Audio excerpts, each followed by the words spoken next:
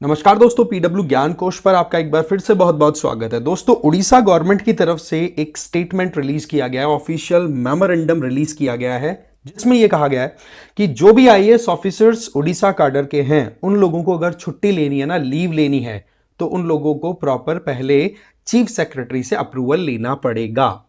तो ऐसे में मामला ऐसा आ गया कि एक आईएएस ऑफिसर जो कि पूरे जिले को भी लीड करता है, कहीं पर सेक्रेटरी के तौर पे काम करते हुए पॉलिसी मेकिंग का काम भी करते हैं, तो कहीं पर पॉलिसी इंप्लीमेंटेशन का भी काम रहता है। तो ऐसे में बिना बताए, बिना इंफॉर्मेशन के अगर वो लीव पे चले जाते हैं तो इसके चलते बहुत सारी प्रॉब्लम्स आ जाती हैं। वर्क्स को रिलोकेट करना पड़ता है, जो भी रिस्पॉन्सिबिलिटीज है उनको टैकल करना बड़ा मुश्किल हो जाता है। तो उड़ीसा गवर्नमेंट की तरफ से ये थोड़ा सा कड़ा कदम लिया गया। इसके पीछे कारण जो है वो इस पर्टिकुलर ऑफिस मेमोरेंडम में तो मेंशन नहीं किया है, बट यहां पर हम देखेंगे कि जो आईएएस ऑफिसर्स होते हैं ना, उन लोगों को एक तरीके से किस डिपार्टमेंट के हवाले रखा जाता है, राइट। तो वो जनरली हुआ करते हैं जनरल एडमिनिस्ट्रेटिव डिपार्टमेंट, जिसको हम नॉर्मली जीए के नाम से जान सकते हैं।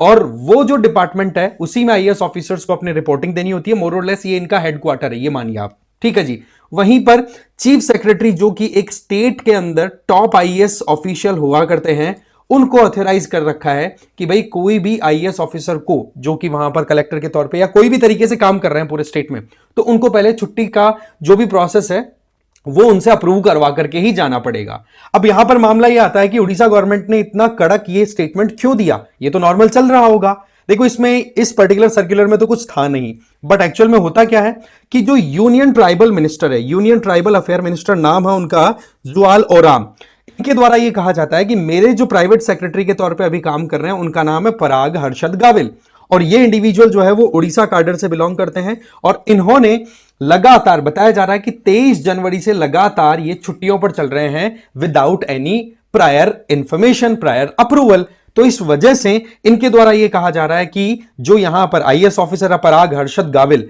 इनके खिलाफ में एक डिसिप्लिनरी प्रोसीडिंग होनी चाहिए, क्योंकि यहां पर आप एक लापरवाही का काम करते हुए दिखाई पड़ रहे हो। तो अल्टीमेटली इस सर्कुलर में जो पॉइंट है वो इसी को हाईलाइट किया है कि भाई सीधी बात है कि एक स्टेट के अंदर IAS officer general administration department के तहत रह करके काम किया करते हैं, और उन लोगों को जब कभी भी हेडक्वार्टर को या अपने काम को छोड़ करके जाना है, छुट्टी लेनी है, तो उन लोगों को प्रायर परमिशन अब चीफ सेक्रेटरी से लेना मैंडेटरी कर दिया गया है। अब यहां पर क्या है कि अगर आप चीफ सेक्रेटरी से अप्रूवल नहीं लोगे तो फिर बाद में आइडिया नहीं रहता कि कौन प्रेजेंट है, कौन एब्सेंट है, कौन यहां पर लीव पे जा रहा है, तो उसके काम को किसको डेलीगेट किया जाए, किसको वहां पर अरेंजमेंट्स में अरेंज किया जाए, राइट। तो ऐसे में अनअवॉइडेबल डिसलोकेशन होने लग जाती है फिर काम की, और ये बोला बहुत ज्यादा प्रॉब्लम क्रिएट कर देता है। तो ऐसे में ये डिसाइड कर दिया कि जितने भी आईएएस ऑफिसर्स हैं स्टेट के अंदर, उन लोगों को अगर छुट्टी चाहिए और हेडक्वार्टर से अगर उनको निकलना है, अगर कहीं कोई काम आ गया मान लो अर्जेंट, तो ऐसे में फिर उन लोगों को प्रॉपर परमिशन लेनी पड़ेगी चीफ सेक्रेटरी से। और यही चीज यहां पर इस पर्टिकुलर सर्कुलर में बोल दिया, चाहे आप सीएल लो, ईएल लो, सीसीएल लो, कम्यूटेड लीव लो, हाफ डे, कुछ भी लो, किसी भी तरीके की छुट्टी लो, मैटरनिटी लीव, पैटर्निटी लीव, है ना। तो अगर हेडक्वार्टर छोड़ रहे हो तो भैया सीधी बात है, पहले आपको इन्फॉर्म करना पड़ेगा, और इन्फॉर्मेशन में भी फाइनल अप्रूवल जो रहेगा वो चीफ सेक्रेटरी का रहेगा। तो ये जो चीज है ना, ये वाकई में बड़ी एक इंपॉर्टेंट अपडेट थी कि यार किस तरीके से आईएएस ऑफिसर जो इतना मेहनत करके यहां पर पहुंचते हैं, और आप लोग भी पहुंचने की कोशिश कर रहे हैं, तो लाइफ में फिर भी आपको कहीं ना कहीं इश्यूज आते रहते हैं। कई बार क्या होता है कि जो मंत्री लोग होते हैं उन लोगों के, अगर आप प्राइवेट सेक्रेटरी के तौर पे काम करो तो आपको खुद को एक बार फील होगा, अरे यार मुझे किसी के अंडर काम करना पड़ेगा। एक बार आप इमेजिन करिए, क्योंकि ये चैलेंजेस आते हैं और ये रियलिटी भी है। तो यहां पर आप यूं नहीं कह सकते कि मैं नहीं करूंगा, मैंने तो इतना कुछ मेहनत करके यहां तक ये अचीवमेंट किया है, ठीक है ना। तो यही जो मामला था वो निकल के आया। तो यहां पर जो जीए डिपार्टमेंट है उसके लेटर में स्पेसिफिक केस तो मेंशन नहीं है, जो मैं आपको ऑलरेडी बता चुका हूं, ठीक है। बट जो ओराम है यहां पर यूनियन ट्राइबल अफेयर मिनिस्टर, उनके द्वारा उड़ीसा चीफ सेक्रेटरी मनोज आहूजा को यह भी कहा है कि जो मैं आपको लेटर लिख रहा हूं वो एक तो ये कि डॉक्टर पराग गाविल जो कि मेरे प्राइवेट सेक्रेटरी हैं, वो 23 जनवरी 2025 से लगातार एब्सेंट हैं और मेरे कामों में मुझे बहुत प्रॉब्लम आ रही है, तो इस चीज को एक तो आप अटेंशन पे करो। दूसरा ये कि जब तक वो अनऑथराइज्ड लीव पे लगातार रह रहे हैं, इसका मतलब अनऑथराइज मतलब अप्रूवल लिया नहीं, बिना पूछे आप छुट्टी पे चले गए, इसका मतलब सर्विस रूल्स का भी आपने वायलेशन कर दिया।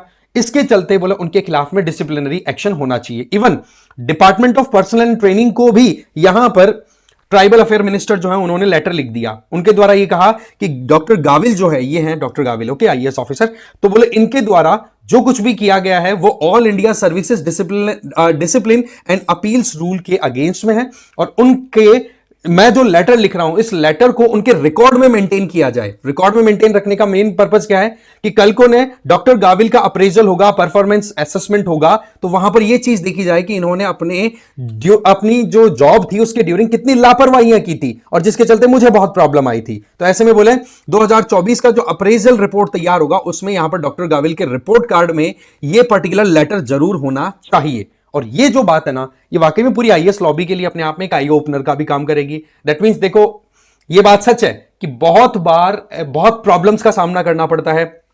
एक इंडिविजुअल बहुत पढ़ा लिखा है, ये इशू आता है हमारी डेमोक्रेसी में कि एक आईएएस ऑफिसर इतना ज्यादा पढ़ा लिखा, इतनी ज्यादा मेहनत करके वहां पर वो पहुंचा है एक स्टेज पे, उसके बाद में वो एक प्राइवेट सेक्रेटरी के तौर पे काम कर रहे हैं कुछ ऐसे इंडिविजुअल्स के लिए जो इंडिविजुअल शायद वहां पर कहते ना कि शोभा नहीं दे रहे हैं, है ना, ये कह सकते हैं अपन, है ना, कुछ कुछ बहुत से केसेस मिल जाते हैं। बट अगेन हमें यहां पर समझना होगा कि हम एक डेमोक्रेटिक कंट्री में यहां पर रह रहे हैं। डेमोक्रेसी का मतलब हो गया कि लोगों के द्वारा चुने हुए जो भी नेता लोग होते हैं, जो भी वहां के प्रतिनिधि होते हैं, उन लोगों के साथ मिलकर के काम करना एक तरीके से आईएएस ऑफिसर्स का, आईपीएस ऑफिसर्स की एक रिस्पॉन्सिबिलिटी भी है।